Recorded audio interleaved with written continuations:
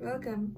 My name is Livia, and in this video I would like to share my microteaching project for the reading lesson. The topic I chose is wild animals in the rainforest, and I will show you how I teach vocabulary, how I guide students during reading, and also give comprehension questions followed by true or false activity. Let's get started to the lesson. Hello class, how are you today? Today we're going to have a reading lesson about wild animals in the rainforest, and by the end of this lesson you will be able to understand a short text and talk about rainforest animals. Let's get started. First, let's learn some new words. Repeat after me. Jaguar, a big cat that lives in the rainforest. Okay, next, sloth.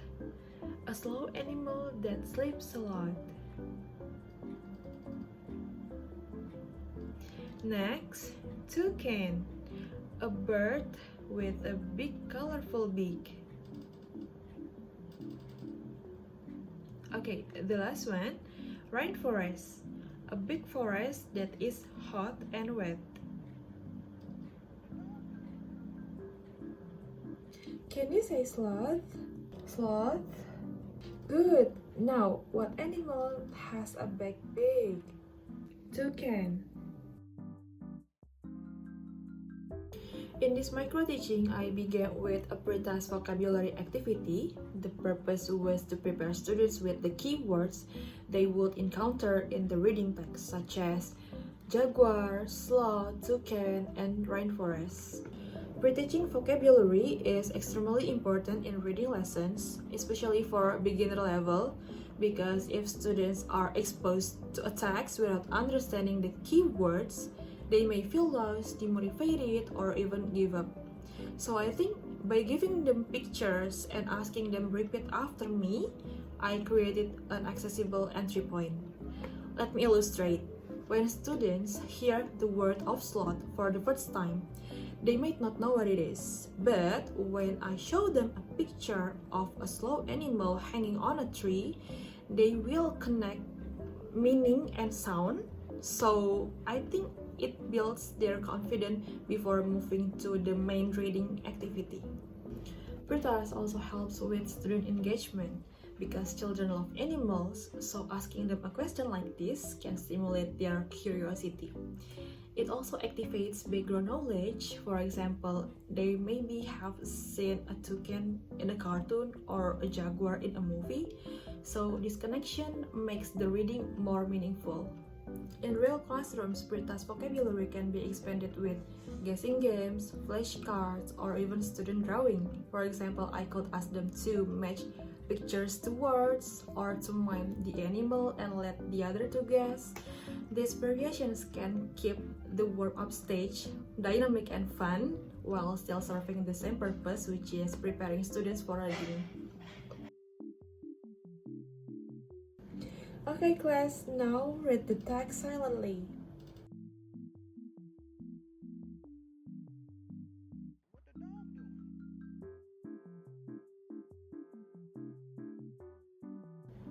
Done? Good! Now, let's read the text together. Rainforests are home to many amazing animals. The jaguar is strong and can swim. The sloth moves slowly and sleeps up to 20 hours a day. The toucan is famous for its colorful beak. All these animals live in the hot and wet rainforest. Okay, now let's read together one sentence. This is jaguar. It is strong. This is a jaguar. It is strong. Excellent. Now, Ali, can you read it alone? This is a jaguar. It is strong. Perfect pronunciation. Thank you, Ali. Now, let's check understanding. Which animal can swim? Jaguar. Correct, jaguar can swim. Next, how many hours does the sloth sleep? 20 hours? Yes, 20 hours. Wow, that's a lot of sleep. Okay, the last one. What is the toucan famous for? Um, its colorful beak. Excellent answer. In the during test stage, my focus was guided reading practice. Students first read silently and then we read aloud together, and finally, individuals read one by one. This sequence is very intentional. Silent reading allows each student to process the text at their own pace. Meanwhile, choral reading gives them a safe environment to practice pronunciation without fear of mistakes. And also, individual reading builds their confidence and allows me to assess each student's progress. I also ask comprehension questions such as which animal can swim or how many hours does the sloth sleep, because this question ensured that students were not only decoding the words but also understanding the meaning, because reading must always connect form with meaning.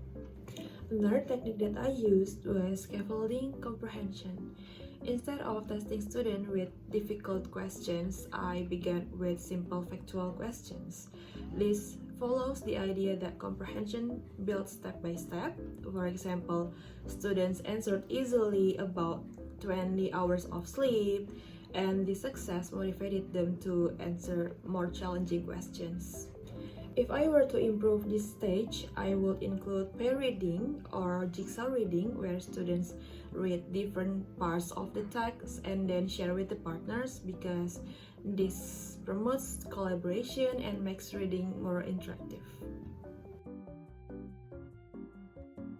Now, let's play a game. I will read some sentences. You must listen carefully and look back at the text and tell me if it's true or false. Ready? Okay.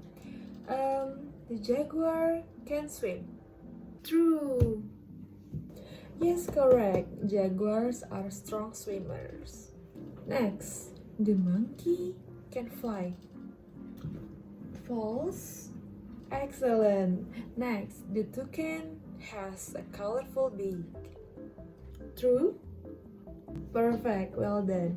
Okay, next, the sloth only sleeps 5 hours a day. I think it's true. Let's check the text again. Does the sloth sleep only 5 hours a day? No!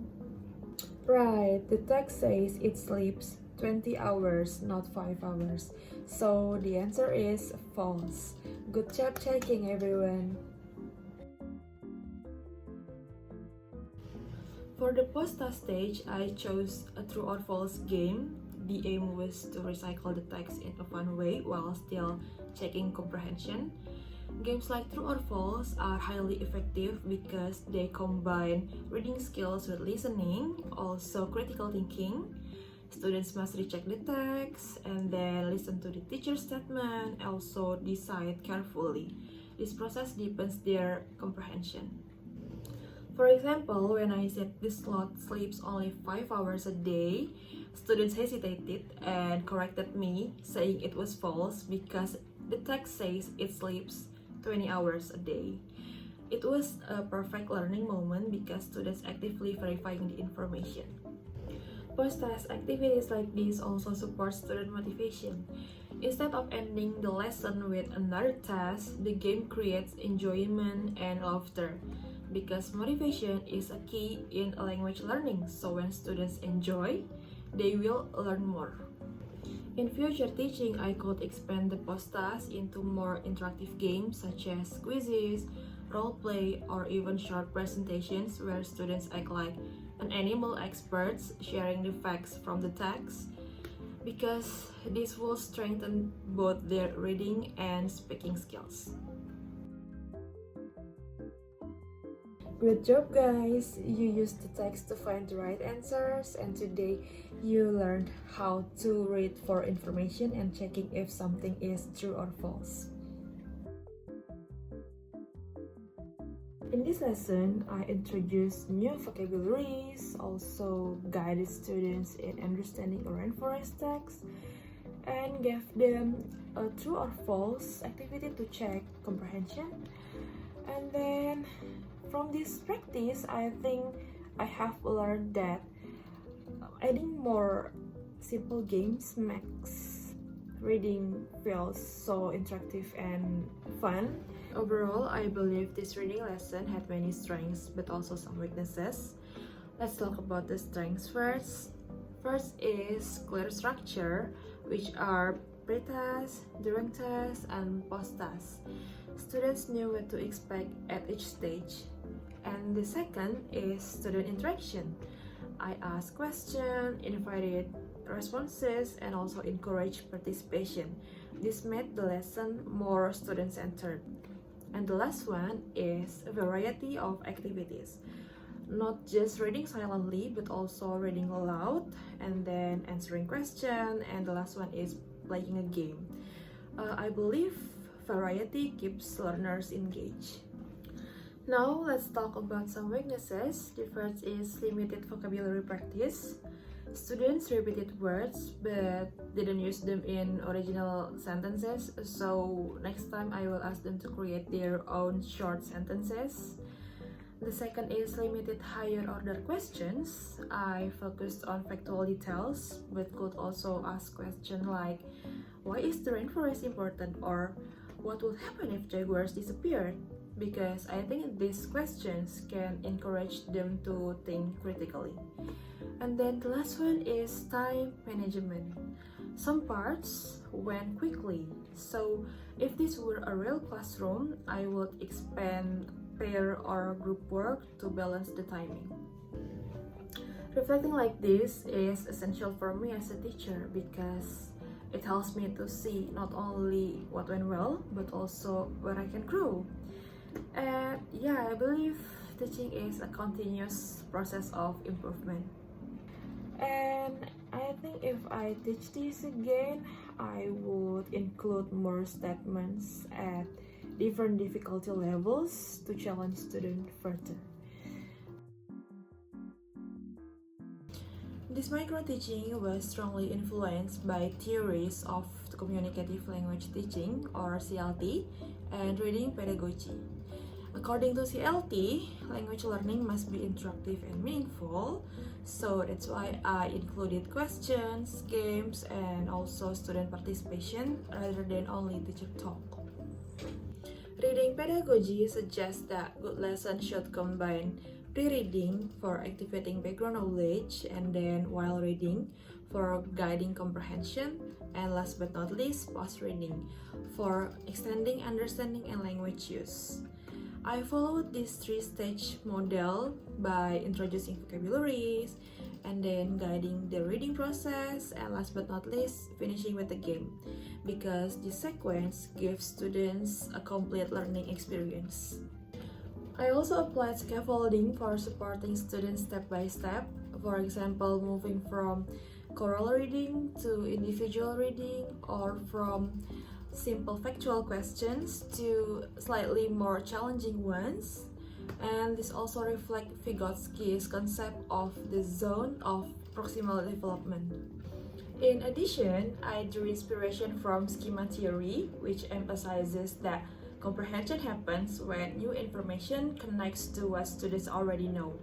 That's why I began the lesson with visuals that related to rainforests, and this element helps students to activate their mental framework before reading. Finally, this lesson highlights the importance of learner motivation. When students enjoy the text, enjoy the activities, or even the mistakes, they are more likely to engage with English even outside the classroom.